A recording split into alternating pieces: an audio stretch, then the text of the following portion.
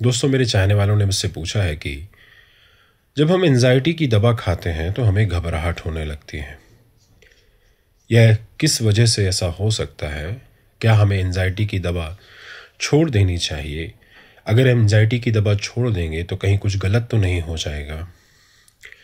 या अगर हम एंजाइटी की दवा खाते रहेंगे तो कहीं इससे भी कुछ गलत तो नहीं हो जाएगा?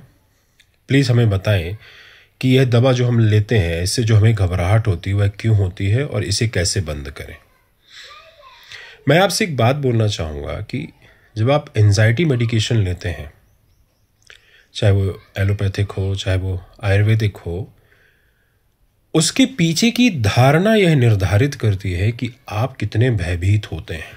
अगर आपने यह सुन रखा है कि एंजाइटी की दवा, जो एलोपैथिक की बात कर रहा हूँ, ये एडिक्टिव होती है, मतलब इसका नशा होता है, इसकी आदत पड़ती है, इससे लोग परेशान होते हैं आगे चल के, तो जब आप अपने आप को बार बार वह चीज़ बता रहे होंगे जो आपने सुना है या जो आपने पढ़ा है, तो वो कहीं ना कहीं जब आप मेडिकेशन लेंगे, लेते समय भी हल्की सी बेचैनी, लेने के बाद भी बेचैनी बनी रहना स्वाभाविक है, क्योंकि आपने उसके बारे में यह सुन रखा है या पढ़ रखा है। जनरली ऐसा होता नहीं है कि एंजाइटी की दवा लेने से कोई घबराहट होती है या बेचैनी होती है। हाँ, लेकिन उसके पीछे की धारणा क्या है, वह चीज़ आपको परेशान करती है। इसी तरह से जो आयुर्वेदिक औषधियाँ होती है, वह भी कहीं पढ़ लेते हैं कि यह औषधि गर्म करती है, बहुत ज़्यादा गर्म करती है। बिल्कुल सरासर गलत है। कोई भी औषधियाँ इतनी खराब नहीं होती है आयुर्वेद में जिसका आप ये वर्णन कर रहे हैं, यह सरासर गलत है। क्योंकि जनरली जो आपका देखने का तरीका है, समझने का तरीका, वह ही गलत है।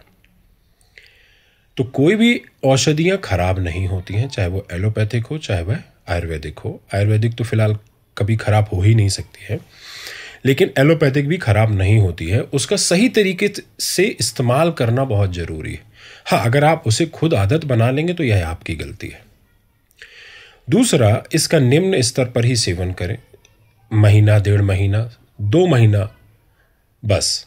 अगर बहुत ज़रूरी है तो बहुत ज़रूरी है तो बोल रहा हूँ, और अगर बहुत ज़रूरी नहीं है तो इसको स्वतः ठीक करें और आयुर्वेदिक औषधियों का सहारा लेते रहें। उससे कुछ नहीं खराबी होने वाली है, आप धीरे धीरे ठीक हो जाएंगे। लेकिन आपकी यह धारणा गलत है कि कोई औषधि बेचैनी या घबराहट पैदा करती है।